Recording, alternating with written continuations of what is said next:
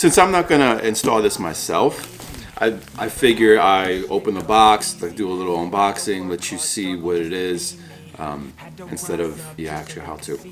So this is the VRSF high flow cat or downpipe. There we go.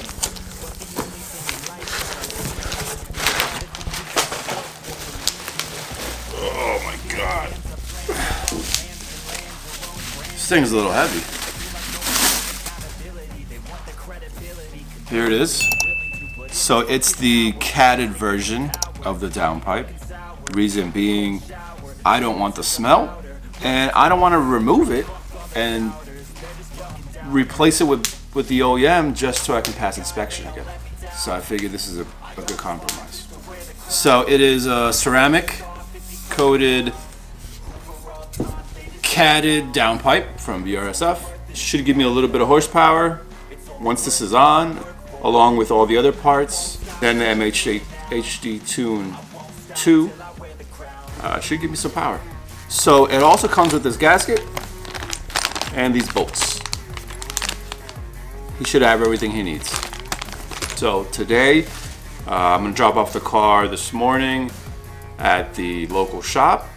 Same guy that did my transmission, and he should have it ready by the end of the day. 2 hours later.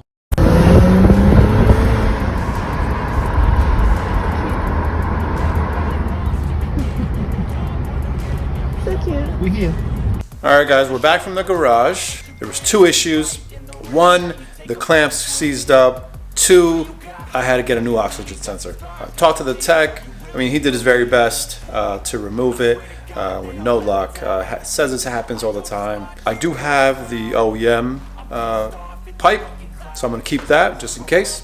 First impressions on the way back, the car pulls a little harder, all right? You can feel it. You can feel the flow. I mean, it just opened up.